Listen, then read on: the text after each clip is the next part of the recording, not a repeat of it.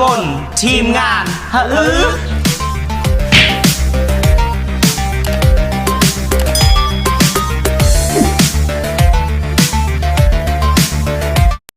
Sih chen sakit nih.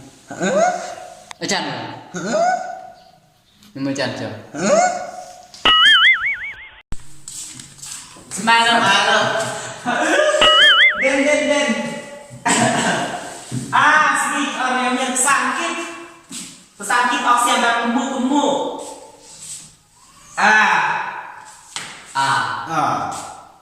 มานับทีมงานเรา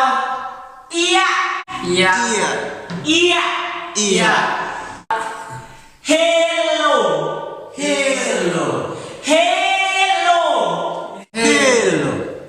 ออกเสียงบนหลังก่อน Hello เม Hello. Hello Hello เอ้ย Hello มึงอ่านตรงนี้เพื่อน Gan กัน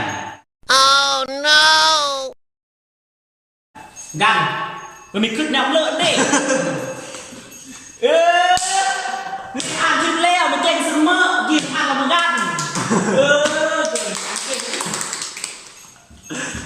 กี่เดี๋ยวมึงอ่านเพื่อน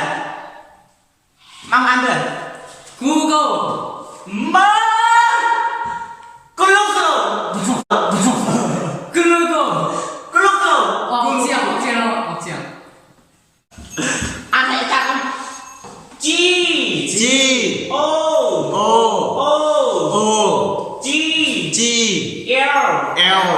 E E กูลูกเขา Gulu กูลูก แล้วพี่ที่ซ่อนอันการออกเสียงอารมณ์เด็กมือสักมุกอีแบบสังกิตกี่มึงอ่านเราโอ้ Siang.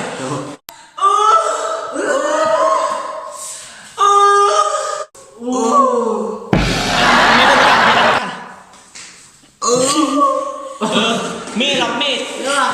Nani อันเมกี้ออนสังกิตไอเมกี้ Ôi. Không sao siang nih Zoom. โอ้ยซ่อนเมเอง Hah? อู้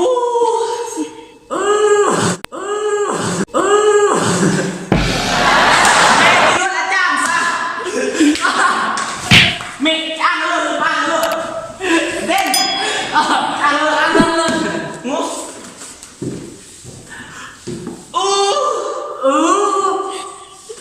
บักเบื้องเมกี้อาจารย์บึ้งเลย Ada ke ano? มีอ่านเกินยังไง Tenang. Mana? Lo.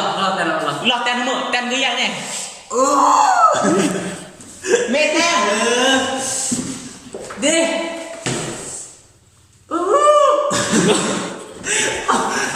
เมฝากมีแต้มแบบบ้านมีไก่ออกเสียงมาได้ Dah. ออกกันบ่สบายคือเรื่องยังไปเสื่อมเป็นสบายละหนึ่งสบายอ่านออกนะ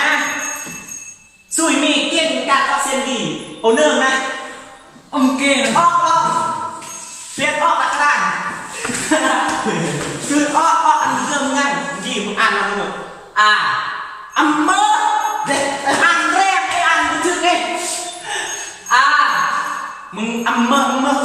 อ่านเลิกบอกอ่านเลิก Không.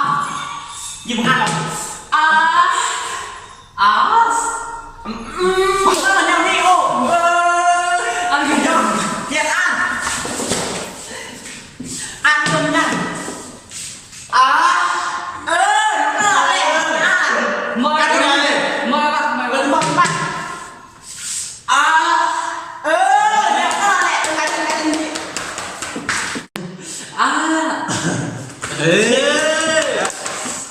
เดี๋ยวกินมึงมาอ่านด้วย Ano mana?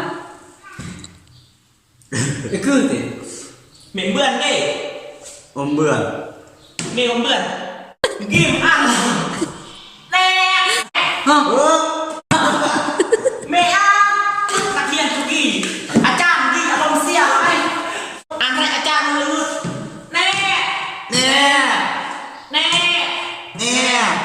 ซ่บ รักมือแล้ว แน่ แน่ รักแน่แล้วเนี่ยคือไอ้ยีเด็กมาอ่านเดือน สั้น สั้นมือห้า เฮ้ยสั้นกว่าเบอร์มันปรี๊ดเลยเสียงตะเวน กินอ่านแล้วมันสั้น สั้น สั้นกินออกเสียงดิสั้น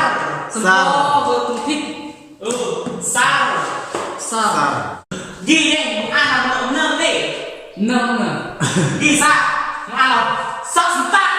สอบสลับ สอกสันตา นี่แหละ สอก สักสิบตา สอกสันตา สักสิบตายีเด็กยีมึงอ่านเดือน จ้า จ้า จ้า น้องได้คือเมย์ลองเล่าลอง งะงะงะงะ